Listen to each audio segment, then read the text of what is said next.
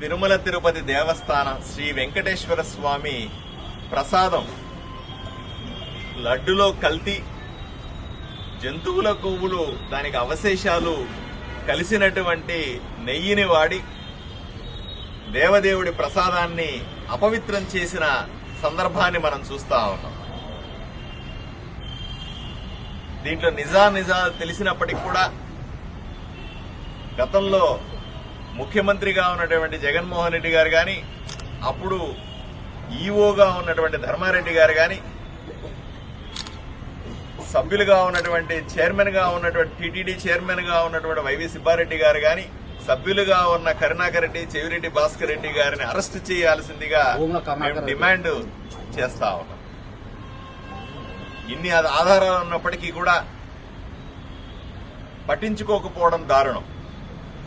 ఇదే సందర్భంలో మా నాయకులు చంద్రబాబు నాయుడు గారు తిరుమల తిరుపతి దేవస్థానంలో ప్రత్యేకమైనటువంటి యాగాలు చేస్తా ఉన్నారు.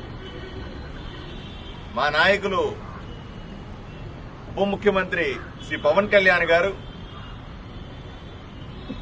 ప్రాయశ్చిత్త దీక్ష పేరుతో పశ్చాత్తాపడుతూ, తప్పు మనం చేయనప్పటికీ కూడా దేవదేవుడికి జరిగిన అపచారానికి మన భక్తి శ్రద్ధలను ప్రదర్శించేటువంటి ప్రాయశ్చిత్త దీక్షను తీసుకున్నారు.